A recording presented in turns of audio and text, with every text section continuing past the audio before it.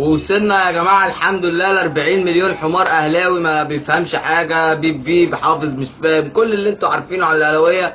بقى 40 مليون دلوقتي.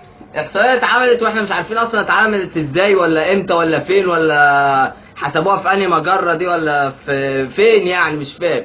ازاي يعني يا مؤمنين انتوا؟ يعني اللي كان المتكلم مجنون مستمع عاقل. ازاي من 50 مليون كروي في مصر يطلع منهم 40 مليون اهلاوي؟ يعني بايع 10 مليون بينهم الزمالك بالاسماعيلي بالاتحاد بالمصري بانديه بطنطا بالمنصوره بالانديه الشعبيه كلهم 10 مليون. طب تمام هنمشي معاكم 40 مليون. حسبتوها ازاي؟ يعني ممكن هم يكونوا اخدوا اللي هم العيال لسه في حضانه والستات اللي هم اصلا ما لهمش في الكوره. برضه قايلين ان نسبة الستات اعلى في تشجيع النادي الاهلي. طب ازاي اصلا والستات معظمهم بيكرهوا الكورة وما بيتفرجوش على كورة؟ يعني معظم الستات بيتفرجوا على الكورة تلاقيهم المحللين اللي في البرامج بس، دول الستات اللي بيتفرجوا على الكورة وبيفهموا الكورة كمان.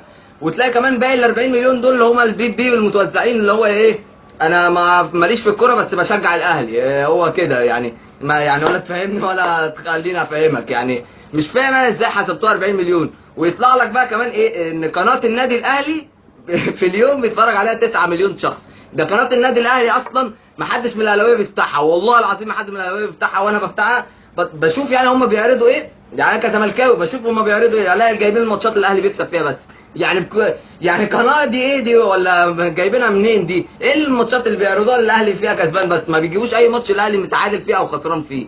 يعني حاجه استغفر الله.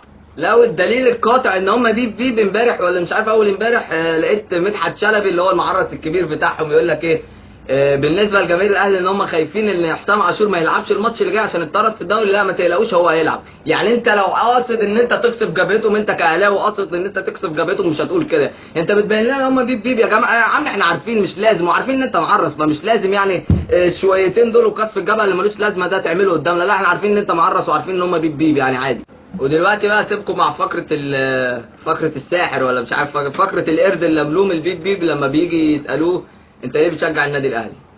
السلام عليكم وعيشوا بقى. احنا سيد العالم ومؤمن حراق وحسام عاشور شال بطولات اكتر منكم، وحسام غالي الكابيتانو، ورمضان صبحي وقف على الكوره مرتين وخلى حازم امام يعيط.